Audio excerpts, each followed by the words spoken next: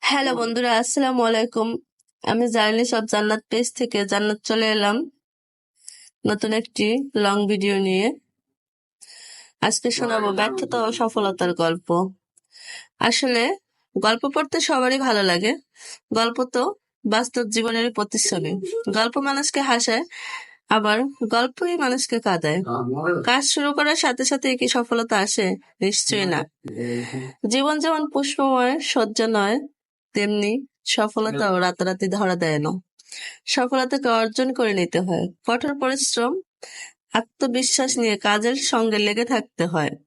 এখন পর্যন্ত পৃথিবীতে যারা সফল হয়েছেন, তাদের সফলতার পিছনে রয়েছে ভাঙা গড়ার বিরাট একটি ইতিহাস।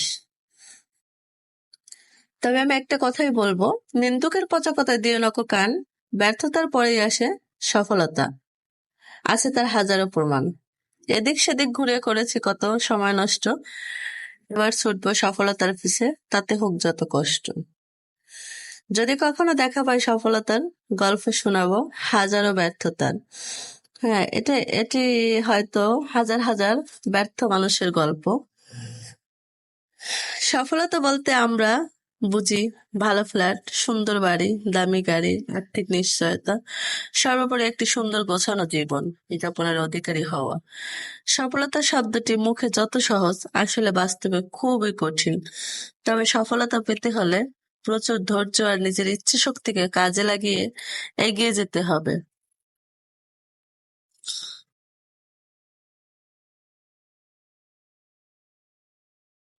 বাস্তব জীবন আসলে এক রহস্যময় ভ্রমণ, যেখানে প্রতিটি কঠিন মুহূর্ত আপনাকে শেখায় বাঁচার কৌশল আর মানুষ চেনার ক্ষমতা।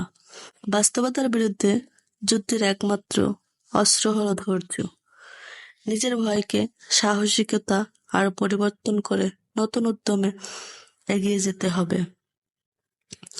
যে অবস্থায় থাকো, সামনে চলা বন্ধ করা যাবে না। জীবনে কখনো আশা ছেড়ো না। মনে রেখো, আজ না হয় কাল তুমি জিতবে। জীবনে সফল হতে আমরা সকলেই চাই, তবে সেই সফলতায় পৌঁছাতে আমাদের অনেকের তুলনামূলক সহজ হয়, আবার অনেকেরই পার করতে হয় শত শত বাধা। জীবনের নদীতে আমরা সবসময় সাঁতরাই, কিছু সময় স্রোত আমাদের সঙ্গে চলে, আবার কিছু সময় বিপরীত দিকেও বয়ে চলে। তবে এই নিয়ে আমাদের জীবন। প্রিয় বন্ধুরা, সর্বোপরি আমরা যেটাই বুঝি যে ব্যর্থতার পরেই আসে সফলতা। তবে আমাদের ভেঙে পড়লে চলবে না, আমাদের ঘুরে দাঁড়াতে হবে। বন্ধুরা, আমার ভিডিওটি ভালো লাগলে লাইক কমেন্ট করে পাশে থাকবেন প্লিজ। আল্লাহ